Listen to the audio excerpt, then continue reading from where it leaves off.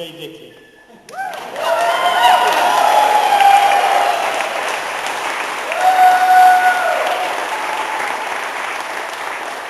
I'm here to introduce Beth Anne to you all as if you don't know her, but also to thank her on your behalf, if that's the way you feel, and I think you will, for the fact that you ran, Beth Anne.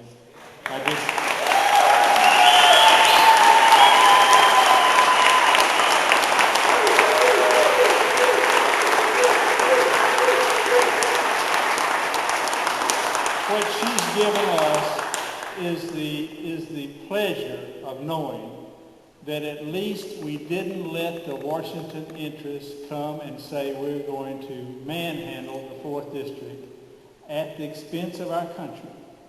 This patriot stood there and said, no, we are going to stop that.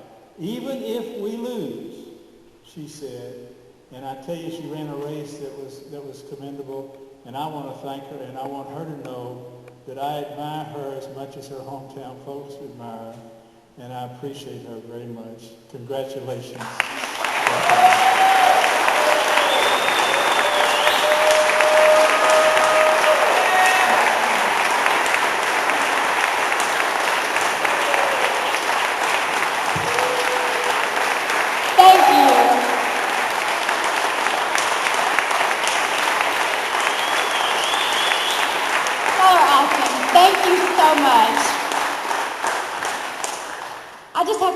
What a tremendous honor it is to be here tonight and to be in the presence of so many friends and happy warriors. There was a phrase that I read about Ronald Reagan once, and it called him the happy warrior. And I thought, you know what, that's what I want to be.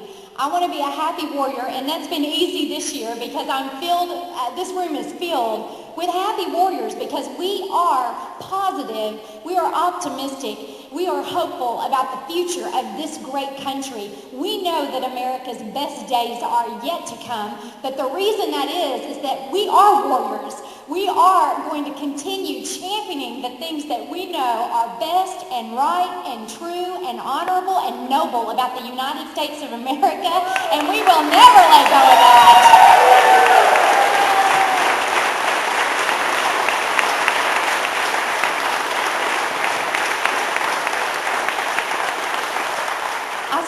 Back in March that I believed 2010 was going to be the year of the people.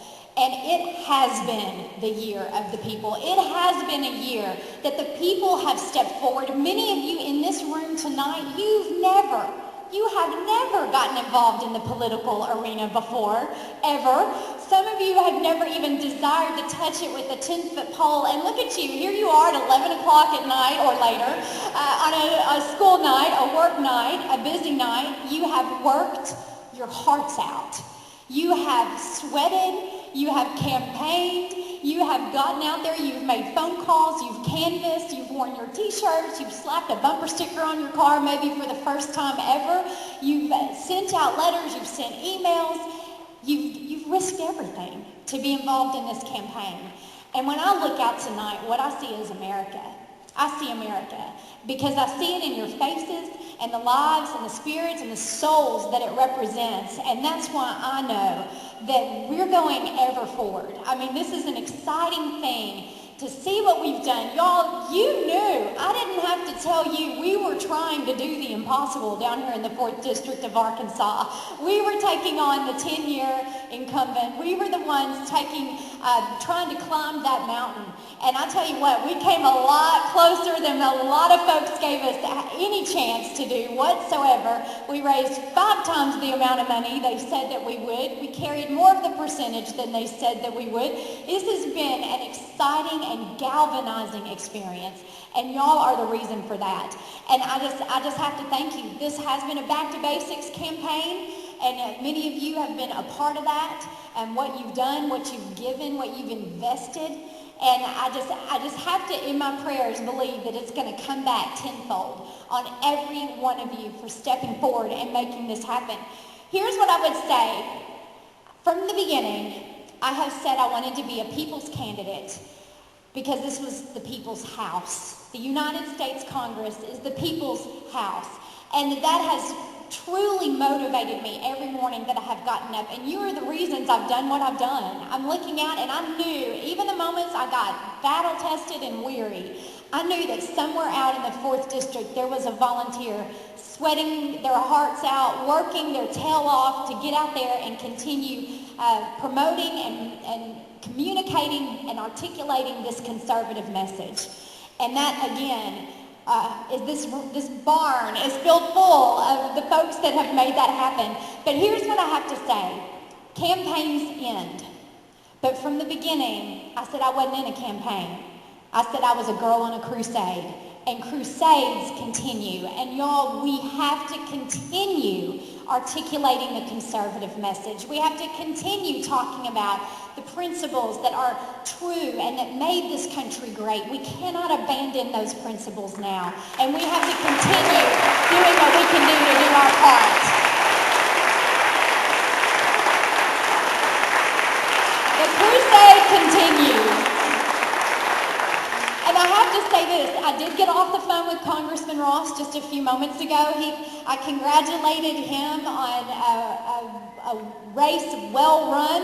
He congratulated me on an aggressive campaign. He said, y'all's ground troops were amazing. He's heard about y'all. He did say it was truly amazing, the ground troops, the swell across the 4th District, and he gave you all credit for that, and I appreciate that. And y'all, that we live in a country where by this point it's been 8 months of campaigning. I've had 2 opponents. That we live in a country where it is decided by ballots, not bullets.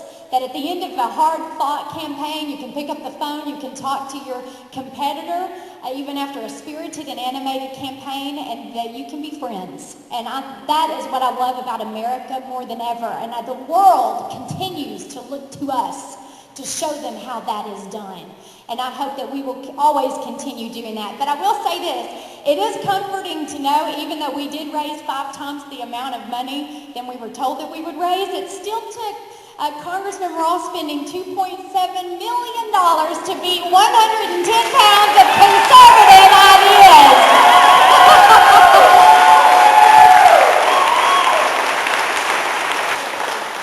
So don't tell me I haven't done my part to stimulate the economy in the 4th District of Arkansas. We have done our very best. You know what? The Conservative Party is the party of ideas. And we are a party brimming full of ideas to take our country back. You know what those ideas are. We've worked on it this whole time. And it's just an exciting thing to see that happen. This is, for me, such a special moment. Because as I look out, I see so many folks that have made this happen. And you all, as I conclude tonight, I also want to say a special thank you to my remarkable family. I don't know what I would do without you, David and Tony Rankin, Kurt and John, Caroline, right here, Candace Rankin, my wonderful sister-in-law. I love you all so much, and I don't know, it's not every dad in the world when his daughter shows up and announces in March of this year how she's going to take on the congressman.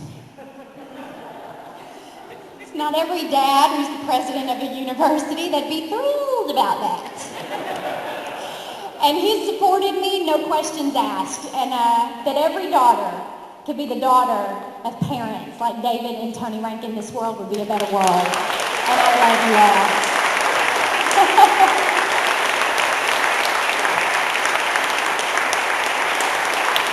And my mother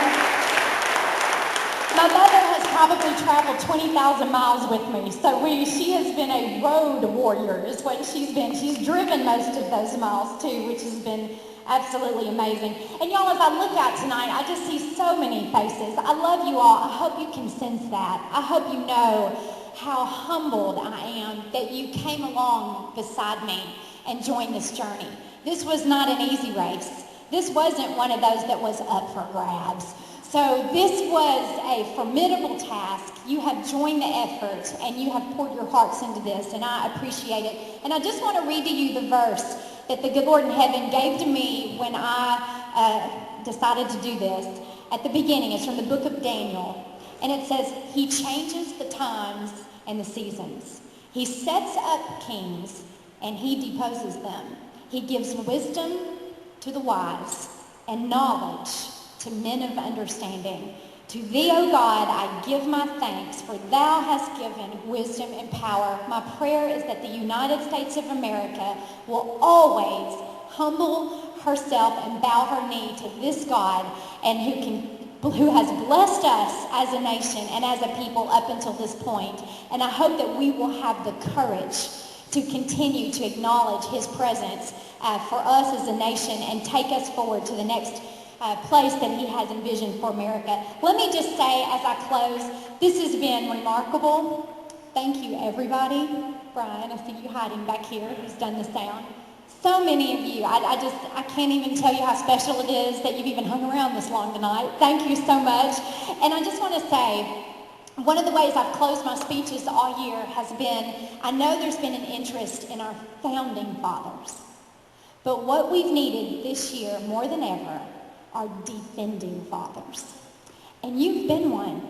You have been one. We have lost this battle tonight, but we will win the war because we will continue articulating our message and being champions for the conservative principles that we know at the end of the day will win out. And in the United States of America, ladies and gentlemen, the people still rule. Thank you so much, and God bless you for being a part of this campaign.